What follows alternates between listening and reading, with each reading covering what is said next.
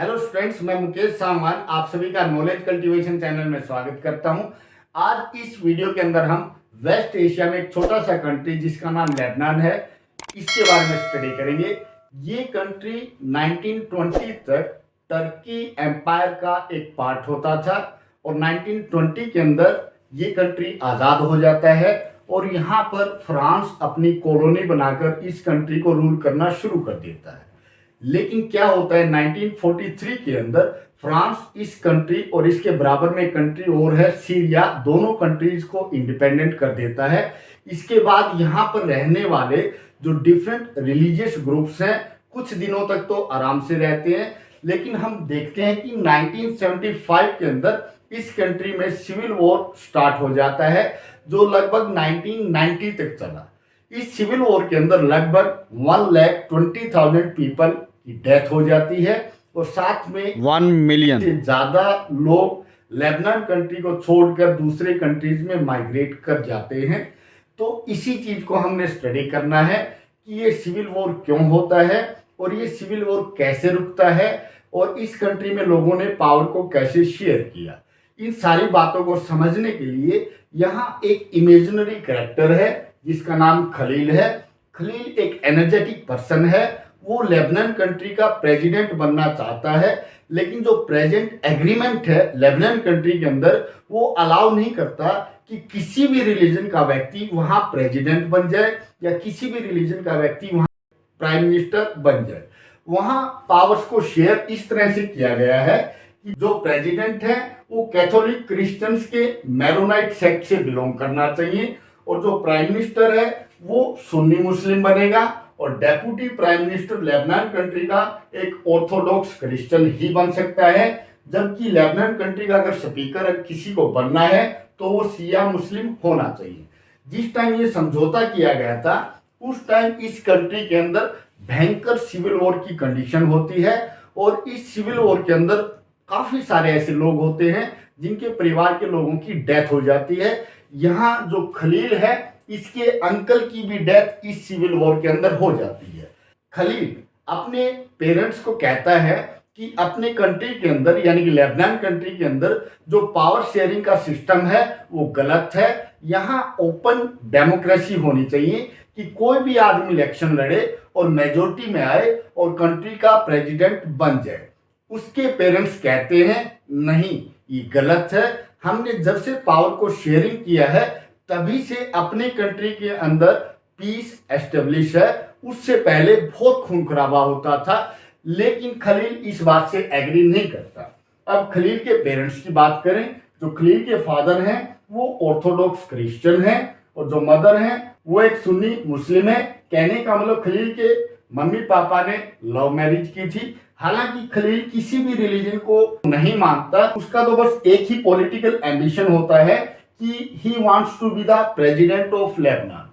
लेकिन वो प्रेसिडेंट बने उसके बीच में जो ट्रीटी होती है वो अड़चन है, इसीलिए he does not like the pact. Pact का मतलब समझौते को वो पसंद नहीं करता, वो कंट्री के अंदर नॉर्मल डेमोक्रेसी चाहता है। अब देखते हैं लेबनान है कहाँ। मेडिटेरेनियन सी के ईस्ट कोस्ट के ऊपर, या हम यूं कहें वेस्ट एशिया के बिल्कुल वेस्ट में एक कंट्री है, छोटा सा कंट्री, उसको लेबनान कहते हैं। ये कंट्री आजाद हुआ था फ्रांस से 22 नवंबर 1943 को और इसके साथ साथ सीरिया भी अलग होता है।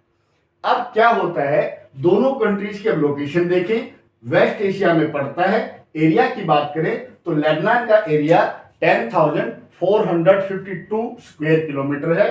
पॉपुलेशन लेबनान की लगभग 68.6 लाख है और ये कंट्री मल्टी कल्चरल कंट्री है। कहने का मतलब इस कंट्री के अंदर बहुत सारे रिलीजियस ग्रुप रहते हैं। मेन तो क्रिश्चियंस और मुस्लिम्स हैं, इसके अलावा जीव्स भी यहाँ रहते हैं। इनकी पॉपुलेशन कितनी है, अब रिलीजन की बात करें, टोटल जो इस्लामिक जो पॉपुलेशन है वो 61% है। इस 61% इस्लामिक पॉपुलेशन के अंदर फिर फर्दर डिवीजन है, ग्रुप्स हैं।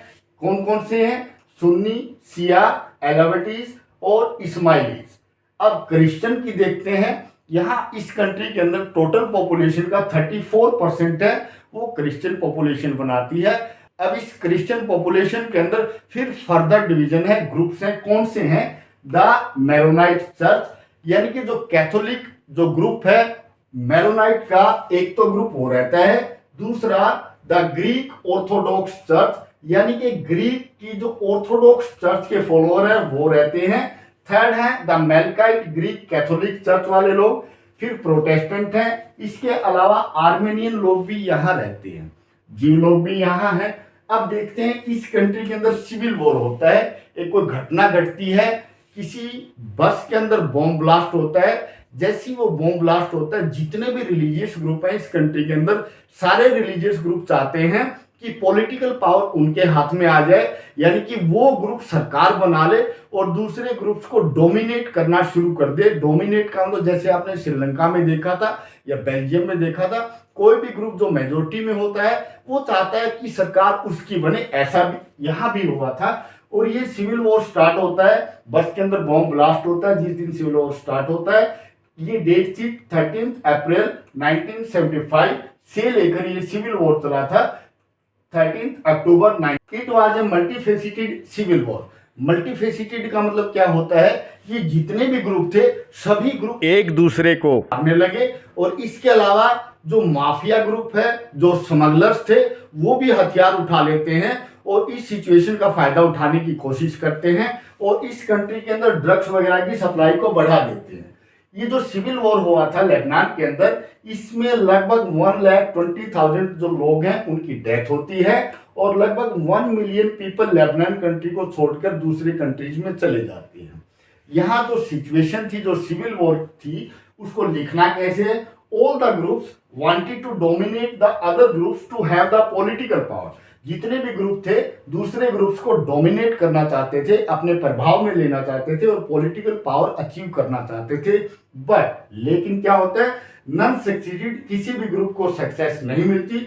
सारे ग्रुप बस आपस में एक दूसरे को मारते रहते हैं। इतना ज्यादा खून खराबा होता है कि लेबनान के लोग इतने परेशान हो जाते हैं इस सिविल वॉर से। वो चाहते हैं कि किसी भी कंडीशन में ये जो लेबनान कंट्री के अंदर जो सिविल वॉर चल रहा है ये रुकना चाहिए। इसको रुकने के लिए क्या करते हैं? इन द लास्ट में दे नेगोशिएटेड विद ईच अदर, एक दूसरे के साथ समझौता करने की कोशिश करते हैं and ended the civil war. और इन लोगों ने सिविल वॉर को खत्म कर दिया। कैसे कर दिया? By sharing the power. इन्होंने एग्रीमेंट कर लिया कि हम पावर को अचीव करने की बजाय पावर को शेयर कर लेते हैं। इससे हो सकता है सिविल वॉर रुक जाए और वाकई में वो जो सिविल वॉर था रुक जाता है। कैसे?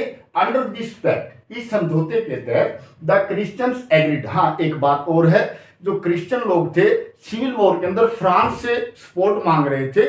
फ्रांस कंट्री उनकी मदद करता था और दूसरी तरफ जो मुस्लिम कंट्री थे वो चाहते थे कि लेबनान कंट्री के 2 टुकड़े कर दिए जाए और जो ईस्ट वाला पार्ट है वो सीरिया कंट्री में मिल जाएगा।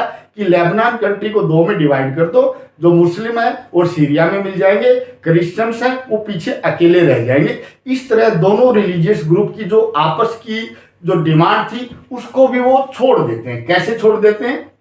Under this pact the Christian agreed not to seek French protection. जो पहले फ्रांस से प्रोटेक्शन मांगते थे, फ्रांस उसकी प्रोटेक्शन करता था क्रिश्चियंस की। क्रिश्चियन लोगों ने इस डिमांड को छोड़ दिया and the Muslims agreed not to seek unification with the neighbouring state of Syria. और जो मुस्लिम कहते हैं कि इस समझौते के बाद हम सीरिया कंट्री का पार्ट बनना नहीं चाहेंगे, हम दोनों यानी क्रिश्चियन और मुस्लिम एक साथ लेबनान कंट्री के अंदर ही रहेंगे। ये सारी बातें विक्रम को वेताल ने बताई। हालांकि एक इमेजिनरी स्टोरी है लेकिन जो सिचुएशन है बिल्कुल ओरिजिनल है। तो हम देखते हैं कि बेल्जियम के अंदर, श्रीलंका के अंदर और लेबनान के अंदर जब तक पावर को शेयर नहीं किया गया तब तक पीस एस्टेब्लिश नहीं की जा सकी। लास्ट में ये सारे कंट्रीज पावर को शेयर करते हैं और अपनी कंट्री में पीस को एस्टेब्लिश कर देते हैं। तो ये थी आज की वीडियो जिसमें हमने जाना कि किसी भी कंट्री के अंदर पीस को एस्टेब्लिश करना है तो वहां पावर को शेयर करना पड़ेगा। तो अगली वीडियो में फिर मिलते हैं। Till then have a nice day.